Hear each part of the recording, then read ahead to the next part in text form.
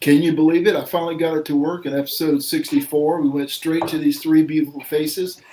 I'm Marty Coleman, Kyle, Texas. Which way did I do it? Casey the Beef Cregan, Defusky Island, South Carolina. Way over there, Zach Locke's partner from Pooler, Georgia. It's episode 64 of the Sluggo Show. Fellas, we're here to talk about college football. But before that, tell me what happened in your week. I've got a stressed out wife and a sick kid, but, you know, that's kind of typical these days. So, Beef, how was your week? I hope it's better than mine. Is there anything worse than that, Marty? I mean, you literally hit the, if there was a trifecta or a difecta or whatever, dufecta, you've hit it, man. Wow. Things are looking up here other than rain in the southeast here. But it's fun to be back in the south, I'll tell you what. Well, I was going to say I did hit the trifecta. I had 6 meetings on Monday, and I think 5 2/3 of them there were crappy. So, so that is I'm the meeting guy these last couple of weeks. It's been really tough. Locks, what's happening? I heard you hit some golf balls today, so you're having obviously a better day than I am. Yeah, that was pretty much the highlight of the week so far. Went and hit the range at lunch. Got a big tournament coming up this weekend. Hopefully, if we can get it in, but it's pouring rain here too. Had the Wi-Fi go out the other night. Had the power go out. First time in 6 years I've lived in this house. Power went out. We didn't know what to do with ourselves around here, but yeah, the kids have been going crazy. Yeah, I mean, you all know, no Wi-Fi. No one knows what to do with themselves. So. It is amazing how dependent you've become on that Wi-Fi and. The kid, man, if it's out like 10 minutes, he's asking me like 4 times. Yeah.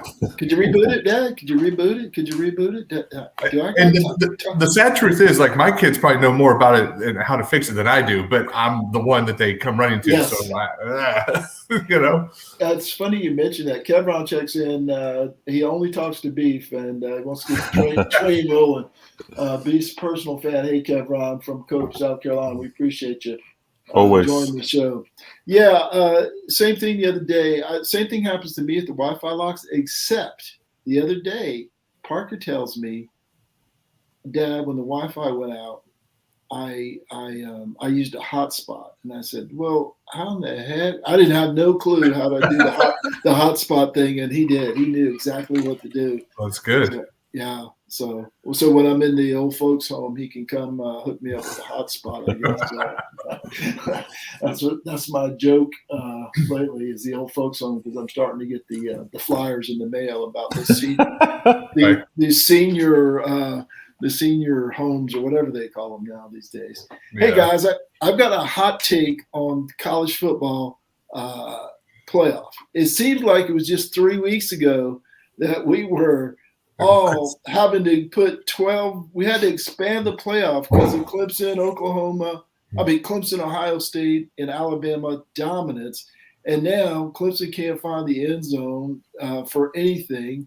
Ohio State barely holds on to beat. Well, they didn't beat Oregon, but barely hold on again. Who did they even play? Tulsa, I think. Toledo. No, Toledo was Notre Dame. It was Tulsa. Sorry. One of those T schools. I thought anyway, we were going to change the entire playoff structure because these 3 teams were dominating the sport.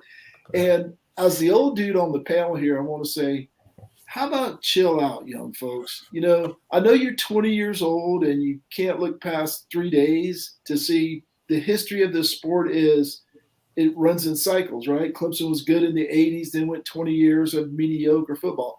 Breaking news, Alabama wasn't always great. Now, Ohio State's been up there for a while, but they've only been in the playoff 4 times out of the 7 years. I say only. But the point is, we're changing the whole sport. And then 3 weeks later, Clemson sucks, Ohio State's not as good, and Alabama's not as dominant because it didn't beat somebody by 50. The reaction the reactionary nature of college football fans is driving this old dude crazy. And the whiplash of Alabama being the greatest team ever when they beat Miami, then 2 weeks later they have a game and it's like, well, they're not really that good. There's no dominant teams. It's crazy. I mean, it just, like I said, it's like whiplash. Now you turn around tomorrow or Saturday and maybe Clemson scores 30, maybe. And everybody says, well, Clemson's back and they might be number one come Monday. I just have some, what's the word we use, Beef? Some self-awareness of if you haven't made the playoff in 5 years, it's not the end of the world. Don't advocate for changing the entire sport. And the ironic thing about the whole thing is if you change it to 12, Clemson will probably get in this year. Right. Yeah. They're changing it to 12 to have different teams. And there were a few people that pointed out preseason that, if you put 12, it's not going to take Clemson, Alabama, or Ohio State out. It's going to add lesser teams in general. So anyway, that's my thought. Locks, the floor is yours. I agree. I've never been a big 12 team guy myself. I've been more like maybe to a 6 or 8 on the high side. I did just see today that they're supposed to be voting on that next weekend, maybe, or at least start discussing it.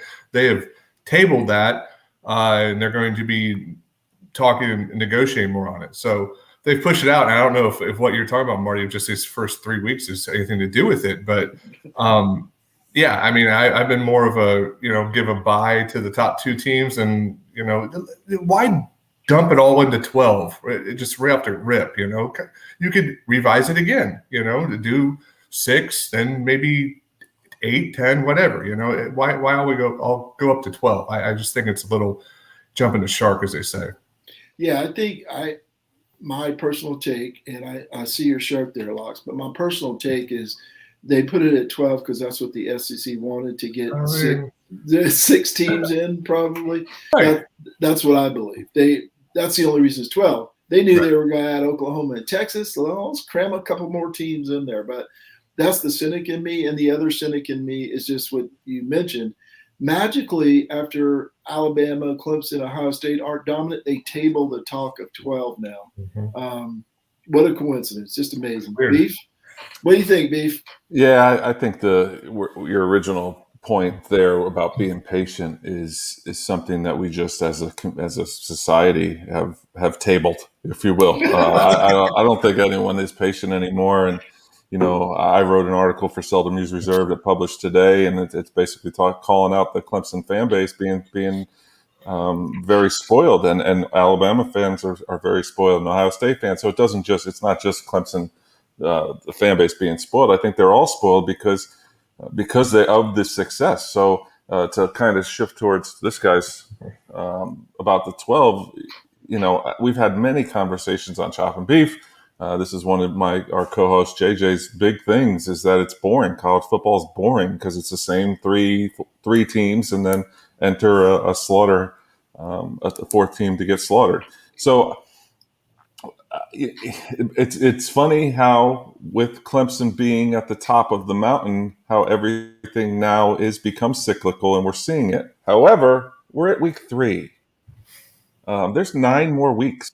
There's been a lot of chaos already this season, and I don't expect that to stop. So the hope is, as Clemson fans that I am, the hope is Clemson gets themselves together and they can, be in the conversation again for a playoff. But as far as 12 teams, you're right, Marty, that Clemson would get in right now, right, based on their ranking, even though they keep falling when they win. And which is another pet peeve of mine, but that's another story for another day because I love ranking.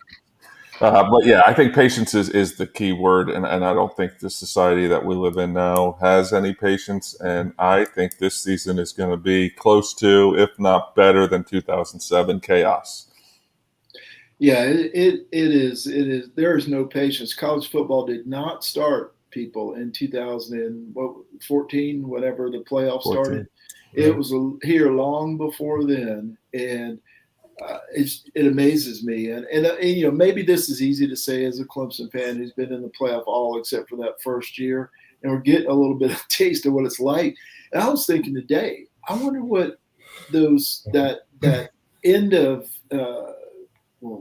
maybe even the ACC championship game week, if Clemson's not in there, and then from there to the playoff, if Clemson's not in the playoff, what the heck am I going to do over Christmas break if Clemson's not in the playoff? But that's kind of the reality, and that's a perfect segue into talking about Clemson and Georgia Tech game, which, Locks, when you joined, Casey and I had a little pre-show discussion about that game and how absolutely unwatchable it was, from the announcers to the performance on the field, to the delays, to just the whole, again, the performance was the overriding factor. If they were scoring touchdowns, I don't care about a 2-hour halftime.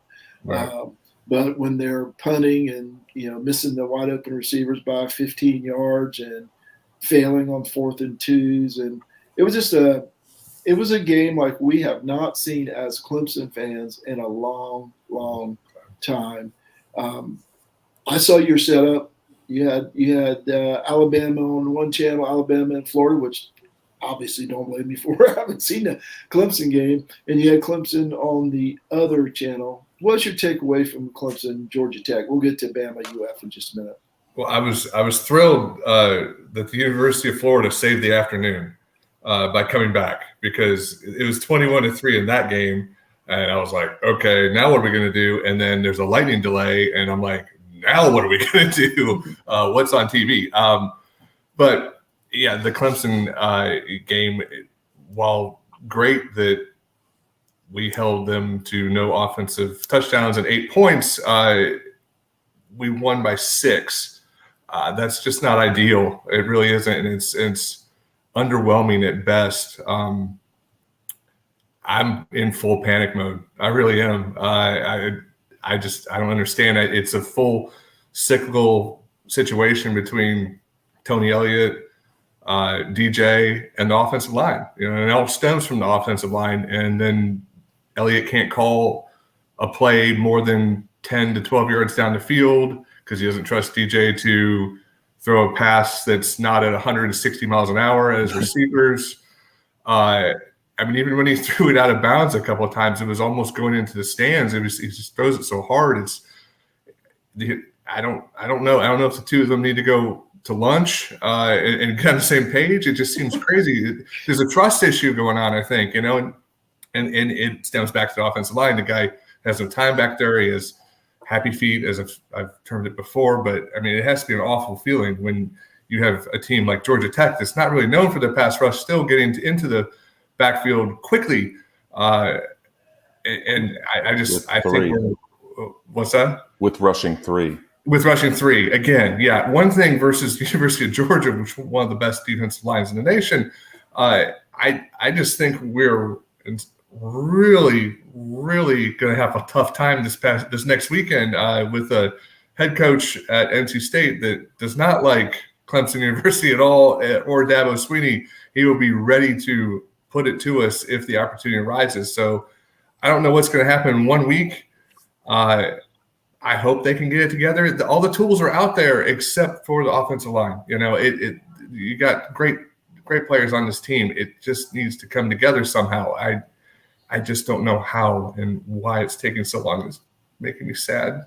Things making us all sad. John Chancey says the delay made me drink 2 hours longer than I planned. It was brutal. Yes, me too, John. But I was home. You were out earning badges, I think. I was sitting at home. So, Casey, I'll let you chime in, but I want to say something first. I want to ask both you and Locks a question. Is it that he doesn't trust DJ, or he doesn't want DJ to get killed by a defensive lineman that comes in unblocked and blindsides him? Or maybe it's a combination of both. Beef? Yeah, I don't think there's a trust issue at all. I think he's the guy. I think if there was a trust issue, we would be seeing number 7 behind center, or even number 15. We may even see Hunter Helms and Tyson Pumachan back there rather than DJ. I think the trust of him is there. and I'm not the guy that's going to go throwing stones at the offensive line, but some of it's glaring even to someone who doesn't know offensive line play. I mean, I'll tell on myself. I watch the action, and so I'm not really watching the offensive line too much unless it's a running play and they're going off tackle. Now I do think I know the game, but I don't pay attention too much to that. I'm a ball follower. I think that the offensive line. I think the skill is there. I just don't know why they're not meshing at all. And to go back to the game for a quick second, I was telling you before the show, Marty, it was unwatchable for me. And I was having a real hard time. And I was texting you guys about the commercials. I'm sure it was no more commercials than it normally is. Yeah. It just felt like it was so disjointed. It was so just, it wasn't like, it had no flow to it. And then have Bob with shoes and not even know where he is half the time. And then Dan Orlovsky calling the Georgia Tech quarterback, TJ Yates, who played at North Carolina, he didn't even play at Georgia Tech. And he's calling him, he's saying he's having a wonderful game. And the guy's literally done nothing. It was 3-and-out city for Georgia Tech. I know they were trying to instill some excitement in a game. I never felt as a Clemson fan that the game was even in doubt, but yet the scoreline made it seem like it was in doubt. I could have been completely wrong and obviously proven wrong towards the end had they scored and then got that fumble, that Shipley in the end zone was like, come on, can we end this? My father-in-law's yelling at the screen. This game's not over yet. I'm like, I know. But yeah, I don't know what the issue is. And I said in my article too, I'm not smart enough to know what the issue is. I think I know that it's obviously something. What I know is that something's not working. It's not working because what we're used to is up 28-35 nothing, 35-7 at halftime. And you're just the second half. It doesn't matter. You could just have a Spurtle commercial for 30 minutes and I'm still going to watch till the end. So, God, we'll see later on. I have faith that they're going to pull something together, but I just don't know how. You were talking about about Bob Wischusen, but the thing that I took away from this game was we're going to step away for a moment. If I heard that one time, I heard that. That sounds like what I say when I'm fighting with my wife right now. I'm gonna step away for a moment. Did you hear Orlovsky one time? A guy got hurt, and he literally hot mic. He was like, "Why are we going to commercial again?" Again? Yeah. To pay your salary. Remember, I texted you guys at the end. That's right. To pay your salary. Anthony Weeks chimes in, says the offensive line is not the only problem. The quarterback and running back is a problem too. I think DJ has not played well, that's for sure. But I think Shipley's running back one, and he should be on the field a lot more. I like Kobe Pace, but I think Shipley's the dynamic one out of the running backs. Beef, or you agree with that or disagree? Or yeah, I do, and I, kind of. I'm sorry, I just wrote the thing, so it's fresh in my mind. But I really think it's an outlet issue. I don't think that there is a guy right now, and I don't know if Shipley's that guy eventually, or if it's a tight end. There's no Amari Rodgers. There's no there's no Hunter Renfrow. There's no like, oh crap, everything's crumbling around me. Dump it off to 13, who's going to scatter for 7, 8, 9 yards or carry a Gamecock down the field. There's no one that has really come out yet. And I even mentioned that I think it could be a tight end. Where are the hot routes? Where's if something happens over here, cut your route off.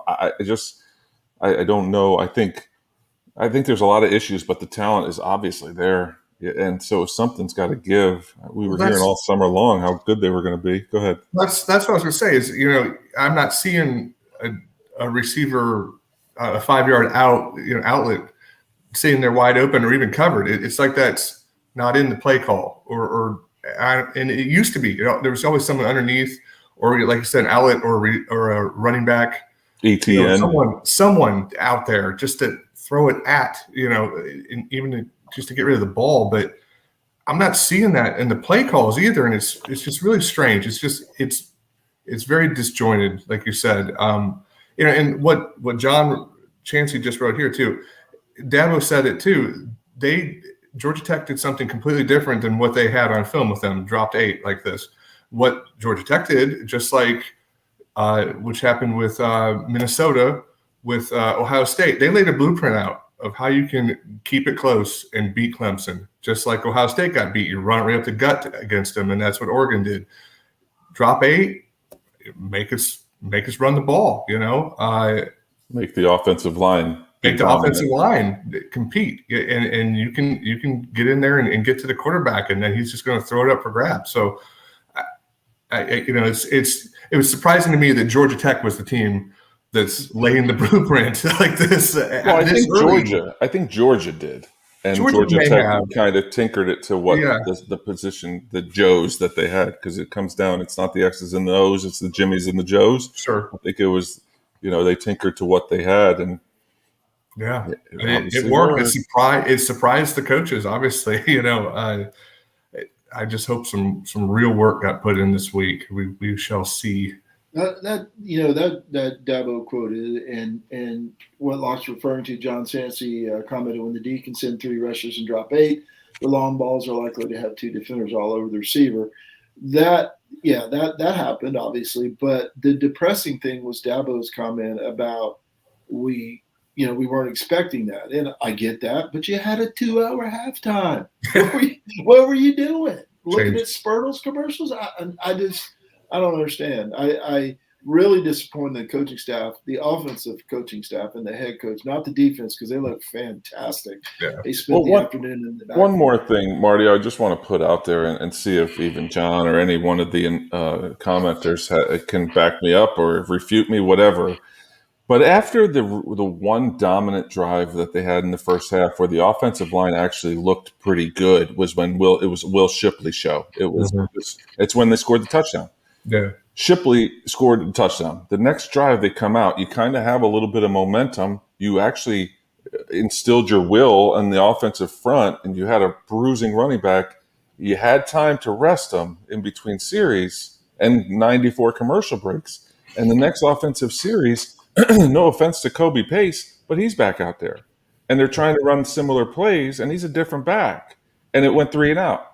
In my mind, I'm thinking, why not? Why did they not just run Shipley back out there for at least the first couple? Set the tone again. Start it again. Bruise the first 2 plays, pull them out. Pace comes in on 3rd down. Whatever.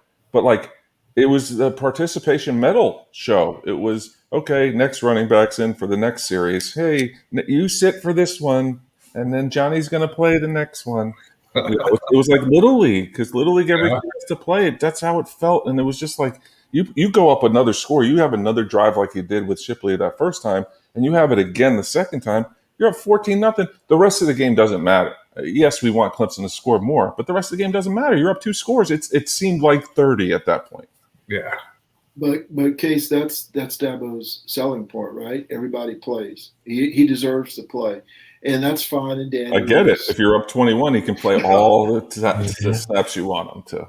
All the Sweeneys and Herb Streets and all the Sweeneys, Herb Streets, Batsons, and whoever else. Yeah, I don't know. Just an ugly, weird, crazy game. And as you said, Case, the lightning delays did not help whatsoever for the flow of the game.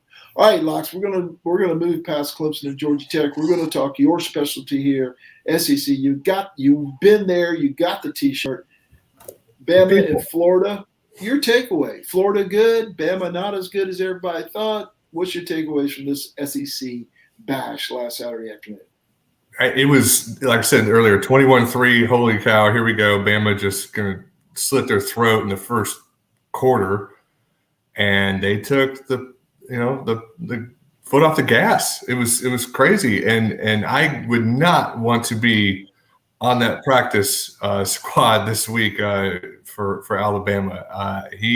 I'm sure Saban was putting a hurting on everybody. They became undisciplined in the second half, and lots of penalties.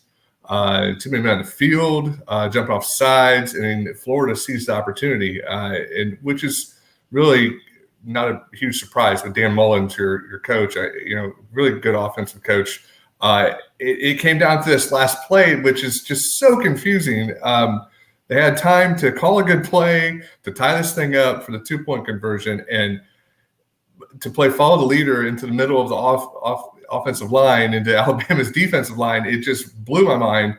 I don't know why you don't try and stretch the field out and find a hole. It was really disappointing, and I'm sure Mullen is going to kick himself for the rest of the season until they play again. Florida, Georgia is now a serious game. I tell you, all the Georgia folks around here were not thinking that going into this past weekend, when Florida played Alabama. So that's going to be a hard-hitting match with an offensive team and a defensive team playing each other. Something's going to have to give. So I'm looking forward to it. SEC's back, baby. They saved the weekend. I didn't know they'd ever go anywhere. Yeah, you couldn't tell it by the coverage. Hey, I didn't see much of this game because it was 21-3 while the Clemson game was still interesting for the first 10 minutes. Clemson, Georgia Tech for the first 10 minutes. So it was 21-3, and I stopped really paying attention till the very end, of course, because Clemson was in there 2 hour halftime. And I thought, but again, as I said in my preamble, is that instead of Alabama being great, now Alabama's not so great and Florida's great. It's hard to keep up with all the great teams in the SEC. Beef, and I say that sarcastically. Beef, what was your take on Bama and University of Florida? Yeah, Florida lost a whole bunch of talent, so we thought that they were going to have a down year. But I think I was in our group chat, our pre-show meeting. That's what I call our group text, saying that the game was over at 21-3. It wasn't even competitive. It was not even worth watching. I copied that and sent it back about an hour later. Yeah. You did, and I actually ended up turning on the end of the game because once again my father-in-law was yelling at the screen, but he was saying in a good way for how good a game it was. So we watched the end of that game. It was exciting. You're right, and I think Florida is good. I just don't know. Yeah, it's the overreaction central going on here. I'm not sure. I think they took advantage, but they definitely owned both lines of scrimmage in that game. Yeah. And it was said a couple times by the color guy. And that doesn't. When's the last time you saw that happen? I'm not even sure when LSU beat them that they actually owned one. They owned one side of the line of scrimmage. They didn't own the other because that game was like 464 to 462 or something. They both offenses scored. But it really showed that the Florida's a team that may be pretty good. I know we're in week 3 again, and they may stumble. But like you, Locks, I always like that largest outdoor cocktail party. You can't call it. And I'm looking forward to it this year. When you talked about the text when it was 21-3, I was reminded of Locke's other text that Cincinnati was getting run out of the building. Since I was in the movies, right? I told you guys we're going to the movies. They were getting run out of the building. It was 7-0. I was wrong a lot this weekend. They were allowed back into the building, and a lot of mistakes on you guys on the Chopping Beef's favorite quarterback, and all of a sudden Cincinnati had a 14-point win in a game. I don't know if they had any business winning, but certainly not winning by 14 points. Indiana had the ball down a couple times, had a couple drives, shot themselves in the foot early, and they were up, and they scored very simply, and then drove down the field again and picked up a fumble. And it was like, I'm watching the game going, wow, Notre Dame's going to steamroll Cincinnati. And then I left at the end of that game going, wow, Cincinnati's going to steamroll Notre Dame. So there you go, pal. There's your minute. 30 seconds. John Chansey says, and Locks, I'll let you chime in here, is the SEC East better than the West? I think it's a dead heat right now, honestly. You don't think? I was going to say Chansey drinks a lot, but I don't know. Alabama is great, but if you South Carolina, you go top to bottom. I mean, who else in the West? Arkansas, Ole Miss, A&M. That's going to work itself out next week. A&M? I don't think Arkansas, but I don't think so either. I don't know. Alabama, Auburn, Arkansas, any division with South Carolina. Right. I feel like the East is 2 teams. Where's Vanderbilt at? Is there East? They're in the East. Yeah. South Carolina and Vanderbilt are 2 of the Tennessee 7 teams. Yeah. Anyway. Kentucky, Missouri. Other games. LSU. Yeah. Who knows? You might be right, Locks. You might be right. But I don't like to do that here on this show. Or anywhere for that matter. Other games of note: UCLA lost to Fresno State. Oklahoma struggled again. I'm hearing rumors Spencer Rattler may be second team soon. So the two guys I voted on for Heisman, DJ struggling, Spencer Rattler maybe benched for a guy who's played like 9 snaps as Oklahoma Caleb struggled Williams. with Nebraska. Ohio State and Notre Dame also struggled again. It seems like all of the top teams struggled, even Bama. Usually, the other teams have struggled the first 2 weeks and Bama's crushed somebody, but everybody struggled this week. And Beef may be right. It may be just a crazy season. It could be, what's the 2007-ish, right? Yeah. It could be that famous year where there are crazy upsets every week. Any take on any of those games, Beef? Let's go with you first this time. Yeah, I think it's, if I can step back and be an impartial fan, which is pretty hard to do, I think it's awesome. I think it's great for college football. It's fantastic that these teams aren't, I wouldn't even say the word struggling, even though that's the right word. I would say it's just fun that it almost feels like there might be starting to become a little bit of parity across the nation. I think it's great, but it's fun to see UCLA come back to earth. They were so highly touted after they won their first couple games against bigger name teams, and then they lose to Fresno State, a tough Fresno State team. They're always tough. They were Boise State before Boise State was Boise State. But yeah, what a great weekend. It was a lot of fun. There were good games all over the map. I enjoyed it, and I'm looking forward to Saturday. It was a great weekend of college football, other than the 6-hour window of the Clemson-Ga Tech game. It seemed like it lasted forever. Locks, anything takeaways from the other games of the past week? I mean, week 1, not week 0, remember, but week 1 we knew was going to be great. There was a great matchups across the board. Week 2 and week 3 didn't, there were some highlights, you'd think, but there's been a lot of sneaky games that have been great to watch. And I find myself just bouncing around watching everything, not just Clemson, not just the SEC. I've been watching everything. I've been watching a lot of Big Ten. Been watching a lot of noon football. I used to usually not turn on football until about 3:30 on CBS. That Auburn-Penn State game was great. It was good. It was very good, entertaining, and competitive too. So maybe the Big Ten's decent. Leave Iowa, Penn State. Who else? Michigan State beat Miami. Beat Miami. Yeah, anybody can be an ACC team. I don't know. It's just kind of, it's fun to watch some other conferences. It's always different styles of football. Oklahoma, I just got to throw it out there. The best catch I've ever seen, ever, was the defender with the interception, the mindfulness to rotate while in midair after catching it with his left hand and keep it so the ball doesn't pop out. And then Lincoln Riley, just with the worst quote ever, saying that he was thinking about challenging it because it was 4th down and they actually lost yardage with the interception. Get out of here. Shut up. But yeah, I mean, the Spencer Rattler thing, very underwhelming. I don't know what, like you're saying, you probably know more than we do. The kid behind him, he must be pretty good if they're really talking like this. I don't know. 5-star from Maryland named Caleb Williams. Really? Yeah. I mean, Rattler, why not? Go with the hot hand. He's just really been underwhelming so far, and I don't know why that is. He should be much better than he is, you'd think, so far, but just really not putting up the points. Yeah, I heard Bud Elliott say that whole class of quarterbacks did not impress him. Now, it's easy to say now, but he said they're not. And in that class was DJ and Spencer Rattler and Bryce Young from Alabama. Was it Bryce Young? He said the whole class was not on the not equivalent to the Trevor and whoever else was Ohio State quarterback. Fields, yeah. Fields and Trevor, and that makes sense now.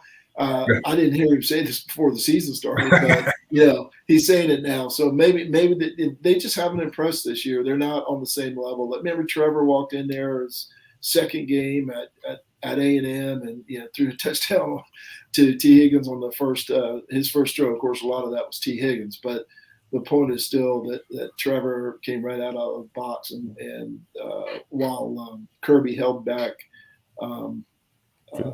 Justin Fields. Why can't I remember his name? Oh, I know why. Because I'm trying to not have nightmares from last January.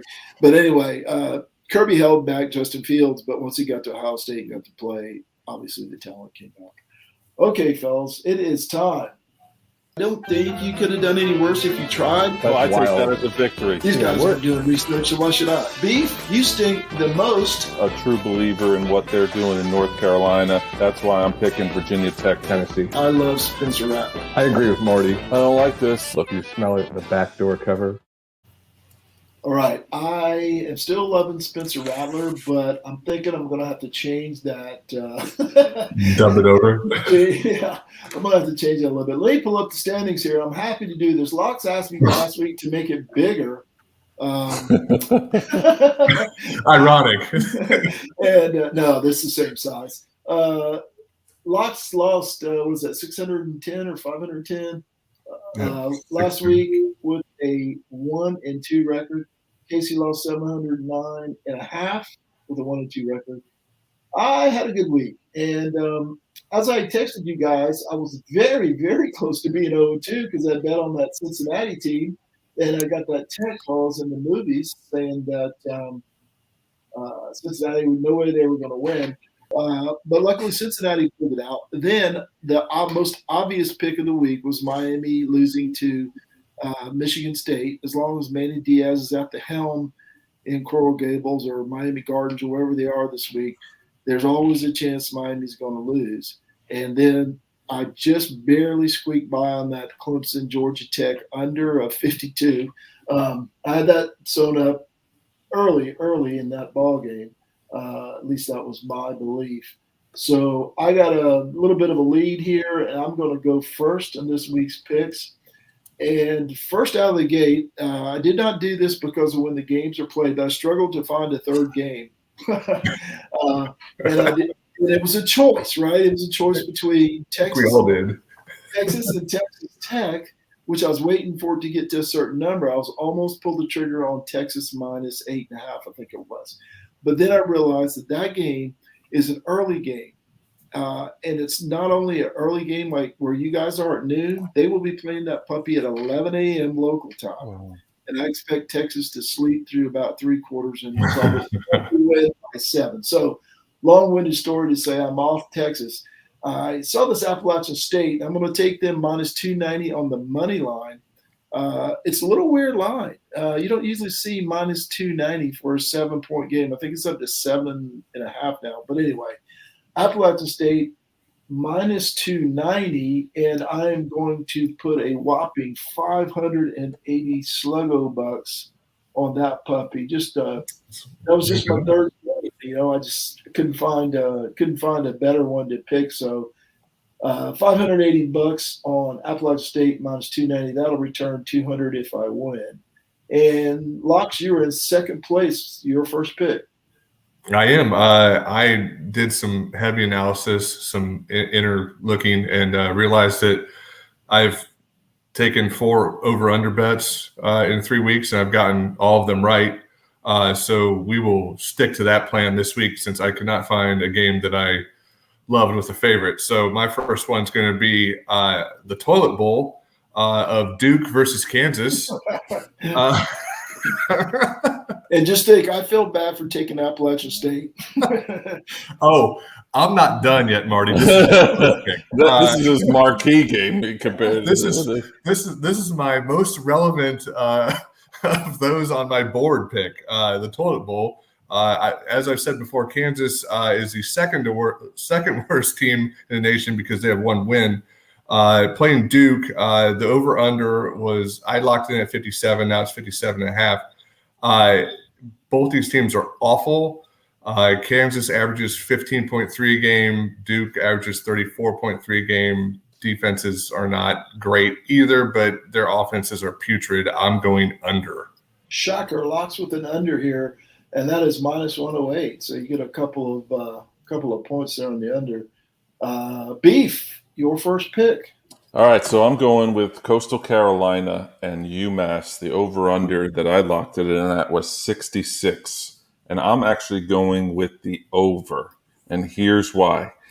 I actually did a little research. If you write it down, September, whatever day it is. Here's one of Fred Sanford. I should have the Fred Sanford. UMass started the season, and they're the worst team in the country. I want to see Kansas versus UMass. But UMass started the season losing big to BC, scored 7 points, but finally got their offense together in weeks 2 and 3 and scored 28 points each. So I'm thinking that they're going to score 28 points because I'm an optimist. So that means that all that Coastal has to score is 38, and I have faith in Grayson McCall and that offense to score more than 38. So I'm going over 66 points. Okay, Coastal UMass over 66. That's also minus 108. So you boys are getting the best of the VIG there. All right, my second pick, and it just happens to be on a Friday night. So I'll have two in the bank In the bag, yeah. by Friday evening. I did not even know this was a Friday game until I looked a little closer. Hey guys, guess which team in America has the most passes of 20 yards or more this year? It ain't Clemson. It's the University of Virginia. Now, they lost to North Carolina last week by 20 points. But I figure they're going to be on the rebound. They can't afford to lose another conference game. And also, Wake Forest, who Virginia's playing, is getting a lot of credit for beating Old Dominion, Norfolk State, and 0-3 Florida State. So I am going to take Virginia and give the 4 points to Wake Forest.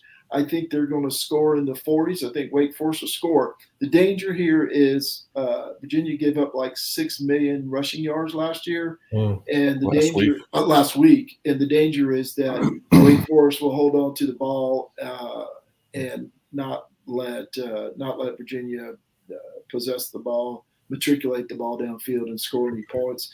But I trust in Virginia at home. I think Wake Forest is overrated. As I said, beating Old Dominion, Norfolk State, and Florida State. And I think Norfolk State might be the best of those three. So Virginia -4, and that is -110. Mr. Locks, you're up. Second marquee matchup for this guy. I have this actually is. I'm going UCLA versus Stanford. I'm going with their over/under, which I locked in at 60. Now it's at 58.5, so it's trending down a 1.5, which isn't too much.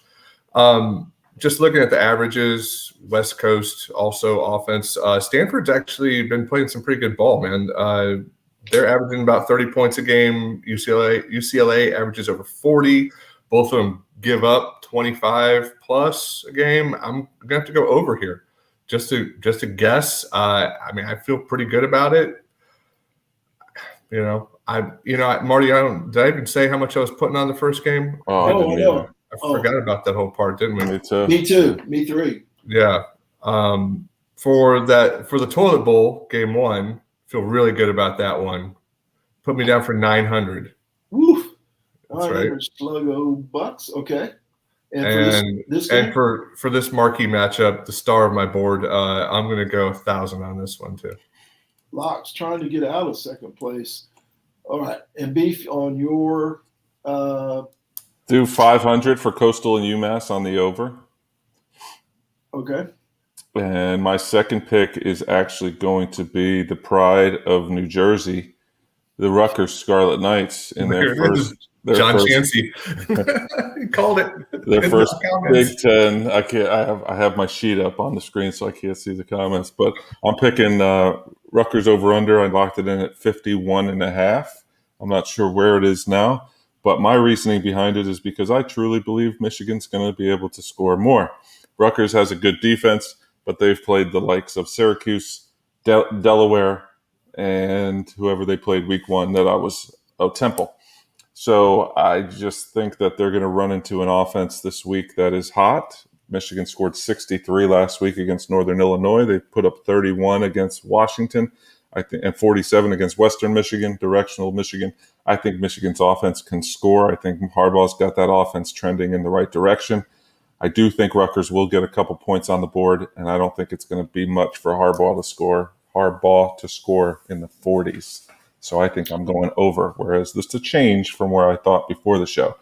And I'm going to go with 500 Sluggo Bucks. 500 Conservative, because I could get rid of all of my bucks this week, but that wouldn't be fun.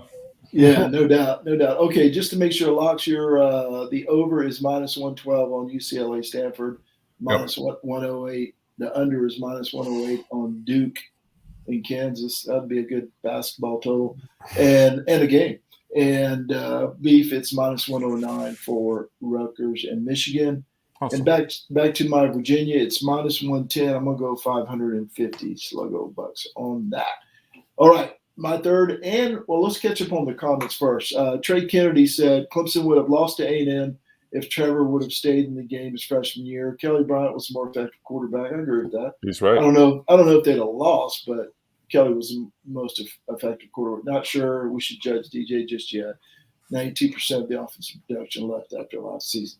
That's great points. Great points, Trey. Thanks for that. And don't recognize the name, so thanks for joining the show, Trey. Appreciate you. Stop by often. John Chansey says, will Beef take Rutgers and the points? You did the over-under, but we knew Rutgers was coming at some point, right? Couldn't do the points. I looked at them hard. Yeah, it was a little too big, and I'm not sure I trust Rutgers offense quite yet. All right.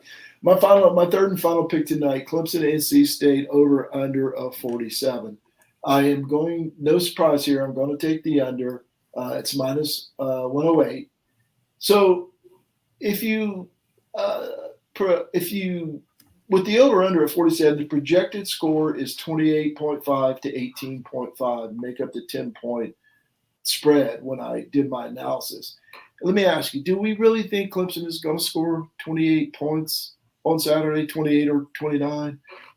If not, which I don't think they do, that means NC State's going to have to score 19 or more. And do we think NC State is going to score 19 or more on Clemson?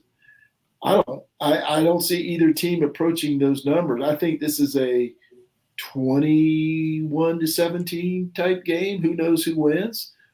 Maybe even 17-13, some 20-16, somewhere in there. I don't see either team approaching 28 or 19 points. Now, as I said last week, if there's a defensive touchdown, I'm in trouble here, but that kind of goes for most over-unders except for Clemson, Georgia Tech, obviously. So I'm going to take the under here. And as I said, that's minus 108. And I'm going to do something. I'm going to put 1,000 Sluggo. Oh, he's in, Beef. He's in. 1,000 Sluggo bucks. We lured him into our web. Yep. I knew that was coming. Sucked him in. But I'm pretty confident. And here's how I bet. You guys bet the over-under and what time the games are played. I bet on – if I'm wrong on this and Clemson scores 50 and I lose, I'm even happier. I'm even happier. All right, Locks, your third and final bet, and this one's a doozy. Yeah, this we dug deep here, boys. Deep. All the way into Miami of Ohio versus Army. And I really don't even know how I found it, quite honestly. And even more confusing is I was looking at the stats before the show. I was trying to figure out how much to put on it and everything. I locked it in at 53 for the over-under. It's now down to 48.5. So it's moved 4.5 points down, which is baffling to me because I was going to pick the over, but now I have to pick the under, right? I mean, it's just I don't know anything about these teams. I think Army's offense is going to run all over them, but at the same time, maybe Miami of Ohio has a little bit of a defense. Just give me the under. I have no clue, and just make it only 300 because I'm baffled right now. All right, 300. Really good analysis. I'm here to help. And that is some Beef analysis right there. If I've ever heard it, he's stealing your material there, Beef. That's right. Beef, third place earns you the honor of having the final pick of the evening. I'm not used to this, all season long. I've been towards the top, so this is new for me. My third and final game is Clemson and minus 12 against NC State. Yes, Clemson people, it is now minus 10. I locked it in at 12 because I'm a moron. It happened in an hour and a half. Literally, I wanted to get it in. I saw 12. I'm one of those Clemson fans that likes to believe that they're going to be able to remedy all their problems within a week. I understand that may not be true. However, like Marty said, I trust this defense significantly, exponentially, and 5 other 50-cent words. And I think that Clemson, all they need to score is 3 or 4 touchdowns in order to cover this 12-point spread. So I would have jumped all over the 10 had I waited an hour, but I have it at 12. I'm going to go 5. I'm going to keep it simple this week. I'm going 500 Sluggo Bucks on Clemson minus 12. I just have faith in that offense. I have faith in Dabo and Tony Elliott, and I think they'll get it together this week, especially against Dave Doran. No laptop gate. Beef, not only did you lock it in at 12, you're paying a premium, as that's minus 113 at the book that I checked this afternoon. Okay, here we go. Rundown. Marty, Appalachian State minus 290 for 580 Sluggo Bucks. Virginia minus 4, minus 110, 550 Sluggo Bucks. And Clemson, NC State under 47 for 1,000 Sluggo Bucks. Beef, locked in Clemson very smartly early in the week, minus 12 at minus 113 for 500 Sluggo Bucks. Coastal, UMass, over 66, minus 108 for 500 Sluggo Bucks. Michigan, Rutgers, over 51.5 for 500 Sluggo Bucks. Zach Locks Parker, Duke, Kansas. Tune in.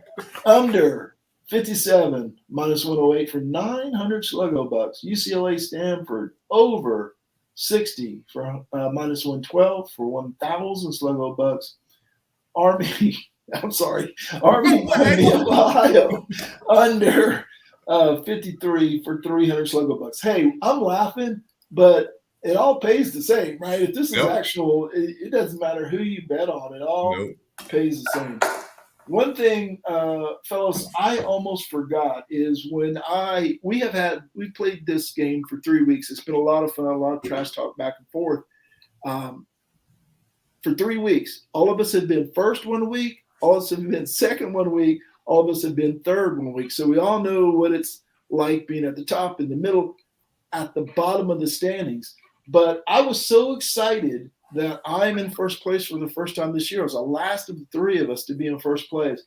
I recorded a little speech that I wanted you guys to hear, and it's heartfelt, and I'm full of emotion, and so bear with me. Now, this is going to dry out the show a little bit, but I wanted you guys to hear this from my heart. I'm the man. So that's it? That took me like 9 seconds to put together, but it's really heartfelt, and I thought it was important you guys know that that's coming from my heart. I appreciate that, heartfelt. Yeah. So self-deprecating. In case you, I'm the man. Now, next week, I'll probably be I'm the loser. But for this week, I'm the man. Doesn't happen often. So, I don't know. I just thought it was kind of funny. Yeah. Hey, guys, are you guys chopping beef tomorrow? We are tentatively scheduled to chop and beef tomorrow. Yes, sir. All right. Cool. What you going to talk about? I don't know. I haven't put it together yet. And my co-hosts are slugs. Yeah, there's definitely a Taco Bell comment in there. Segment. We got nothing yet. Send it out on social media, and I'll be happy to spread the word to my 3 followers. All right. Beef, close this thing up. Zach Locks Parker, it's always good to see you. I'll expect a lot of texts tomorrow night and Friday. I got games on both nights. I could wake up Saturday morning 2-0, or I could wake up 0-2. But let's prefer to think 2-0. It's good to see you. Beef, wrap this puppy up for me. Yeah. Before I get into my closing spiel, I want to make sure that everyone knows, because Marty doesn't do any seldomusereserve.com is the place to go for great articles that maybe you don't see. You won't see them anywhere else. I love all of our partners that we talk to, especially JP and all this, the Tiger Nets and all of them, Tiger Illustrated and SI.com. But we're doing it kind of a little different. So check it out, seldomusereserve.com. All the podcasts are on there. To end this mess, thanks to everyone in the Facebook group, especially Nelson Wilhite for all his help and support if he hears us on his biking trail around the universe. John Chansey for all his work on seldomusereserve.com. Everyone on Seldom News Reserve, Sluggo Podcast, and each and every one of you who listens, likes, shares, and participates. We really appreciate it. On behalf of Marty, Seldom Used Reserve Coleman, Zach Locks Parker, I am Casey the Beef Cregan. Thanks so much for joining us on Sluggo. We'll see you right here next week. Actually, Beef, I forgot about 7newsreserve.com, so thanks. Hey, Saturday, 3:30, 8,000 Spurtle commercials coming at you. I think we're done here.